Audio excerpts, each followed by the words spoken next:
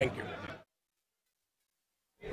మీ ఓంకారం, మీరు జాతికి ఇచ్చిన సందేశం, మీరు క్రమశిక్షణ నేర్పిన విధానం, ఒక మనిషి ఎలా బతకాలని నేర్పిన స్ఫూర్తి మేము బతికినంతకాలం మాకే కాదు భావితరాలకు కూడా మీ పేరు, మీ అభివృద్ధి, మీ ముందు చూపు శాశ్వతం. మా హృదయాల్లో మీరు ఎప్పటికీ శాశ్వతం.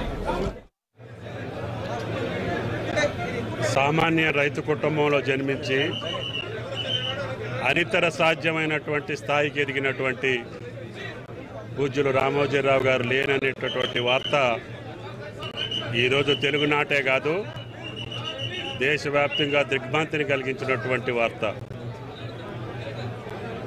ఆయన ప్రారంభించినటువంటి ప్రతి రంగంలో కూడా అత్యున్నత స్థానాలకి, అత్యున్నత శిఖరాలకి నీతివంతమైనటువంటి నిబద్ధతతో కూడుకున్నటువంటి